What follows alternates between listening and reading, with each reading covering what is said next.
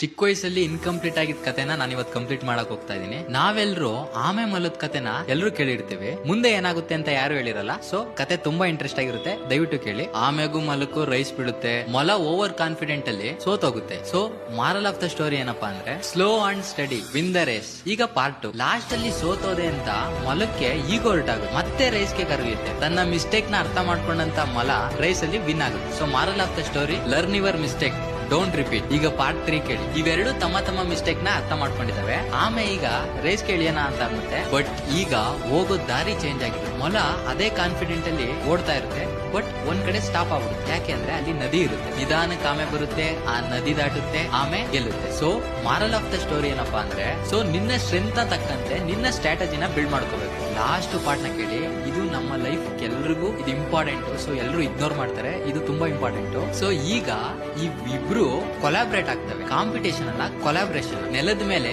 Rabbit ಕರ್ಕೊಂಡು ಹೋಗುತ್ತೆ, ನದಿ ಮೇಲೆ ಆಮೆ ಕರ್ಕೊಂಡು ಹೋಗುತ್ತೆ. ಕಡಿಮೆ ಸಮಯದಲ್ಲಿ ಇಬ್ರು ತಮ್ಮ ಗೋಲ್ ನ ರೀಚ್ ಮಾಡ್ತವೆ. So moral of the story ಏನಪ್ಪಾ ಅಂದ್ರೆ, ಇಲ್ಲಿ ಕಾಂಪಿಟೇಷನ್ ಅಲ್ಲ, ಕೊಲಾಬ್ರೇಷನ್. ಫ್ರೆಂಡ್ಸ್ ಯಾವ ರೀತಿ ಇರ್ಬೇಕು ಅಂತ ಅಂದ್ರೆ, ನಿಮ್ಮ ತಪ್ಪನ್ನ ನಿಮ್ಮ ಹತ್ರ ಮಾತ್ರ ಹೇಳ್ಬೇಕು, ನಿಮ್ಮ ವೀಕ್ನೆಸ್ ಅವನ ಸ್ಟ್ರೆಂತ್ ಆಗಿರ್ಬೇಕು. ಇಬ್ರು ಒಬ್ರಾದ್ರೆ ಹೋಗೋ ದಾರಿ ಈಸಿ ಆಗುತ್ತೆ. ಆ ಕೊಲಾಬ್ರೇಟ್ ಮಾಡ್ಕೊಳ್ಳೋ ಫ್ರೆಂಡ್ ನ ಟ್ಯಾಗ್ ಮಾಡಿ. ನಿಮ್ಮ ಪೇರೆಂಟ್ಸ್ ಗೆ ಹೇಳೋದು ಇಷ್ಟೇ, ನಾನು ನಿಮ್ಮ ಮಕ್ಕಳಲ್ಲಿ ಪ್ರತಿಯೊಬ್ಬರಲ್ಲೂ ಪ್ರತಿಯೊಂದು ಸ್ಟ್ರೆಂತ್ ಅಂಡ್ ಸ್ಟಾಮಿನಾ ಇರುತ್ತೆ. ಅದನ್ನ ಕಂಪೇರ್ ಮಾಡಿ ಅವರ ಪೊಟೆನ್ಶಿಯಲ್ ನ ಹಾಳು ಮಾಡಕ್ ಹೋಗ್ಬೇಡಿ, ಸಪೋರ್ಟ್ ಮಾಡಿ.